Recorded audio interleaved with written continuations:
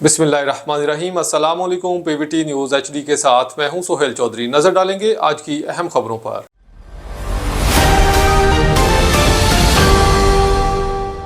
खबर शामिल करते हैं बहावलनगर से। नादिर हुसैन की रिपोर्ट के मुताबिक बहावलनगर के डूंगा बुंगा पंजाब की तारीख का सबसे बड़ा रेड। जाली cigarette factory seal. Special branch की निशानदही पर एफबीआर और महकमा एक्साइज ने डोंगा बोंगा में खुफिया कार्रवाई करते हुए जाली सिगरेट और नस्वार तैयार करने वाली फैक्ट्री पकड़ ली। ये फैक्ट्री मलिक मुजम्मल वल्द मोहम्मद अफजल चला रहा था, जहां लाजवाब, कैप्टन, मिलानवो और दीगर मारूफ ब्रांड्स की जाली कॉपियां तैयार की जा रही थीं। कार्रवाई के दौरान बड़ी मकदार में खाम माल और सामान बरामद हुआ, जिनमें प्लास्टिक डब्बियाँ, सिगरेट पैकिंग रेपर, स्टिकर, पैकिंग मशीन और जाली सिगरेट के हज़ारों पैकेट्स शामिल हैं। ये ऑपरेशन डिप्टी कमिश्नर बहावलनगर और असिस्टेंट कमिश्नर बहावलनगर की निगरानी में किया गया।